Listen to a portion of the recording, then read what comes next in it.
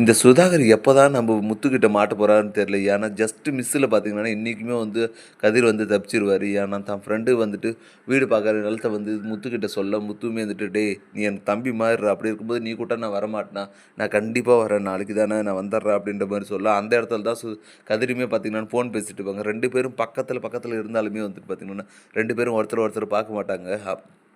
சரின்னு சொல்லிட்டு எப்படியும் இன்னைக்கு தப்பிச்சிட்டான்னு சொல்லிட்டு கதிர் பார்த்தீங்கன்னா கிளம்பி வீட்டுக்கு போக, மறுநாள் எல்லாம் ரிஜிஸ்ட்ரேஷன் பண்ணிடலாம்ப்பா அப்படின்னு சொல்லிட்டு பார்த்தீங்கன்னா, அவன் பையன்கிட்ட சொல்லிட்டு கதிர் பார்த்தீங்கன்னா கிளம்பி போயிடுறாங்க. கிளம்பி போய் பார்த்தீங்கன்னா, அவங்க ஒய்ஃப் கிட்ட இந்த பையனும் ஓரளவுக்கு வழிக்கு வந்துட்டான். நாளைக்கு ரிஜிஸ்ட்ரேஷன் முடிஞ்ச உடனே கையில காசு வாங்கின உடனே நம்ம பாம்பேக்கு உடனே தப்பிச்சு போயிடலாம் அப்படின்ற மாரி கதிர் பார்த்தீங்கன்னா பிளான் போட்டு இருக்க.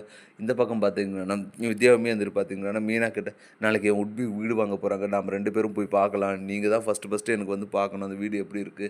என்ன பண்ணலாம்? அப்படின்னலாம் சொல்லிட்டு. ஏன்னா நீங்க தான் வந்து எனக்கு லவ் குரு அப்படின்ற மாதிரிலாம் சொல்லி மீனாவை புகழ்ந்து பேசி கூப்பிட்டு போக, இந்த பக்கம் பார்த்தீங்கன்னா அவங்க உட்பி இருந்துட்டு முத்து அண்ணன் நீங்கள் தானே எனக்கு லவ்வில் எல்லாமே வந்து ஹெல்ப் பண்ணீங்க, உங்களால் தான் என் லவ் சக்ஸஸ் ஆச்சு வாங்கினேன் அப்படின்னு சொல்லிட்டு பார்த்தீங்கன்னா முத்து பார்த்தீங்கன்னா இவர் கூப்பிட்டு போகிறாங்க. இப்படி 2 பேருமே பார்த்தீங்கன்னா மாற்றி மாற்றி கூப்பிட்டு போக, அங்கே போயிட்டு பார்த்தீங்கன்னா ஃப்ளாட்டுக்கிட்ட போயிட்டு பார்த்தீங்கன்னா 2 பேரும் ஒருத்தர் ஒருத்தர் பார்த்துட்டு முத்து நீ நான் இங்கே வந்திருக்க அப்படின்னு சொல்லி மீனாவை கேட்க, இப்படி 2 பேருமே மாறி மாறி விசாரிச்சுக்க.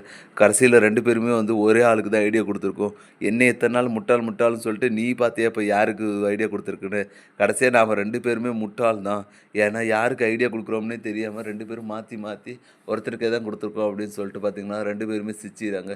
சரி இப்படியே ஆகட்டும், அப்படியே ஒன்று வீடு வாங்கியிருக்கலாம் வாங்க பார்க்கலாம் அப்படின்னு சொல்லிட்டு சமாதானப்பட்டு எல்லாருமே வீட்டெல்லாம் சுற்றி பார்க்குறாங்க. எல்லா வீடும் பிடிச்சிருக்கு.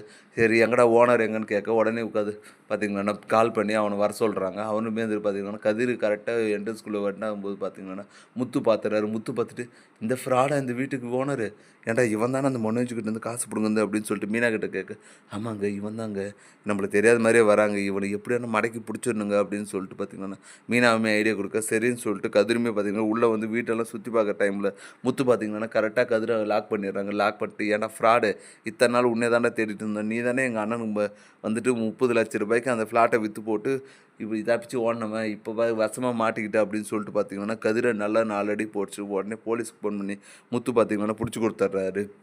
இதை பற்றி நீங்கள் என்ன நினைக்கிறீங்கன்றதை மறக்காம கமெண்ட்டுங்க. மனோஜோட பணம் கிடைச்சா இல்லையான்றதை நான் பொறுத்து தான் பார்க்கணும். மேலும் இது போன்ற வீடியோக்களை தொடர்ந்து பார்க்க மறக்காம நம்ம சேனலை சப்ஸ்கிரைப் பண்ணிட்டுருங்க. தேங்க்யூ.